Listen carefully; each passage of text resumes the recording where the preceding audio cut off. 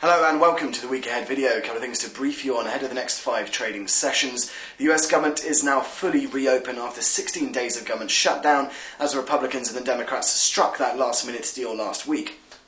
As such, this week sees the revised data calendar as those data points that were originally delayed have now been rescheduled.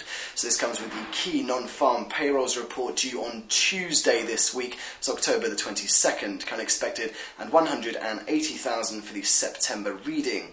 As for the importance of this week's non-farm payrolls release, it does seem that an October taper is pretty much off the table for the Federal Reserve. That's a sentiment that's been reiterated quite a few times, not just due to a lack of data points for the Fed to judge the programme, but also on the GDP effect of having 16 days of federal government workers not attending their jobs.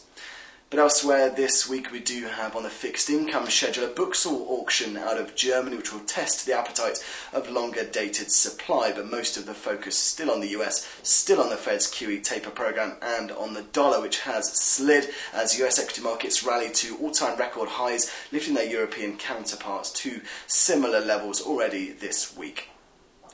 But elsewhere, coming away from the US briefly, we have the Bank of England minutes, where of course they kept their rates on hold at the most recent meeting. Expectations are for it to be broadly unanimous to keep all these rates on hold, but this does come as a couple of BOE members actually bring up the topic of raising rates for the first time in quite a while, but then reiterating of course that this is not to be inspected until UK unemployment has fallen to 7.0% from its current 7.7% level. So that'll be the key focus points as we progress through the next 5 days. In the meantime, that's all from me. I hope you have a fantastic week.